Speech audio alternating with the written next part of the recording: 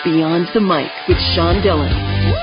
We're joined on the Starline by renowned humor columnist, Pulitzer Prize winner, and reclusive writer with his first book in 10 years, Swamp Story. And welcome author Dave Barry. Hey. Dave, let's go beyond the mic. How has your love of Florida influenced Swamp Story? Oh, it's about Florida. I mean, all the fiction I've written has been about Florida because it's just this truly weird place. We've gotten sort of a bad reputation down in the state of Florida over the years. People think it's full of insane people, dangerous animals, and this book will not change anybody's mind. That's it clearly is true. But I use a lot of Florida in the book. There's alligators, there's snakes, and there's strange people, which are abundant in the state of Florida. Now, there are more than 21 million people in Florida. Some days it feels like Florida should be really called Flori-duh. Why do these incredibly wild stories seem to find the Sunshine State? Well, first of all, I want to point out that a lot of the people, it's not everybody. As you say, there's 21 million people in Florida. And is it really fair to judge all 21 million of us just because of the bizarre actions of 19 million of us? But still, I agree with you. There's a lot of strange people, but it's not necessarily our fault. If you actually look at the Florida man, Florida woman stories, that we have so many of, many times those people turn out to be from other states, perhaps even your state. Probably. Is it the Sunshine Act that makes hiding in Florida hard? Oh, you can hide in Florida. I guess you're referring to the Sunshine Act for the politicians. Yeah, well, I live in Miami.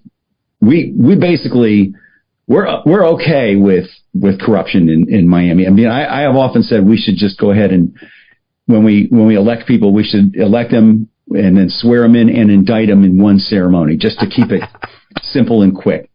But yeah, we're sort of like an openly corrupt state. But what I say to everybody in other states is, yes, we have a corrupt, idiotic government in the state of Florida, but it's free. We're not paying anything for it. Many states, and I'm just going to name a couple offhand, New York, Illinois, California, have also corrupt, idiotic governments and pay very large sums in taxes for them. So I think we're getting a much better deal. And you get the joys of Disney World. Well, for now, our governor has decided that the biggest single threat to the American family is Disney World. I don't know, maybe it's because Donald doesn't wear pants. I don't know what it is, but we're going after Donald Duck. Donald Duck doesn't wear pants. Ooh la la. Where did your mind go there? Oh, okay, I know where your mind went. Oh. Why was writing this book so much fun? When you come up with an idea, and this idea sort of started with this thing we do down there called the Python Challenge. I don't know if you've ever heard of it, but we have these giant pythons all over the Everglades. They are infesting it. There are hundreds of thousands of them.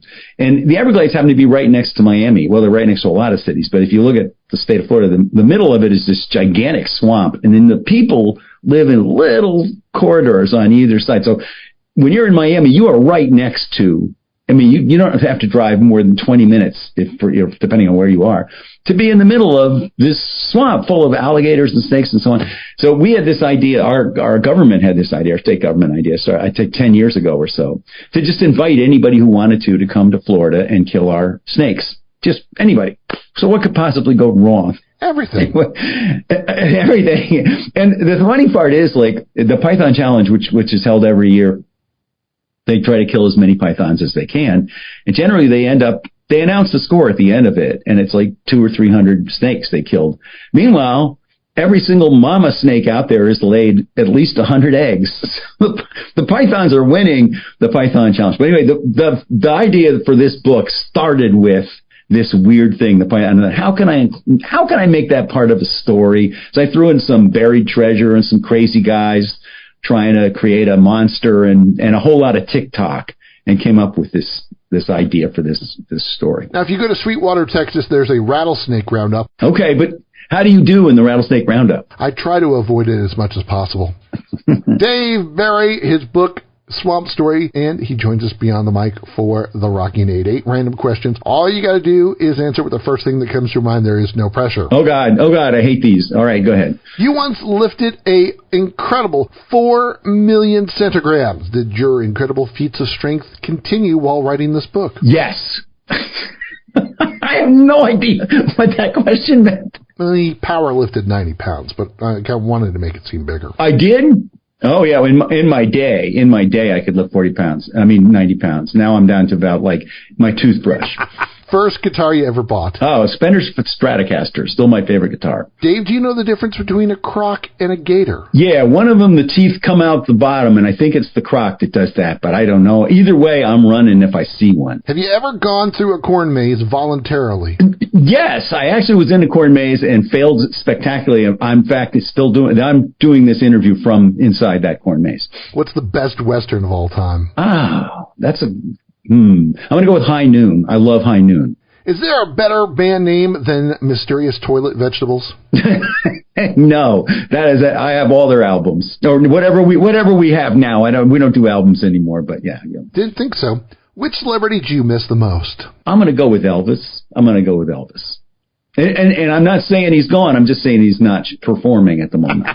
Probably still trying to find a good peanut butter nano sandwich. How long did it take you to narrate the audio version of Swamp Story?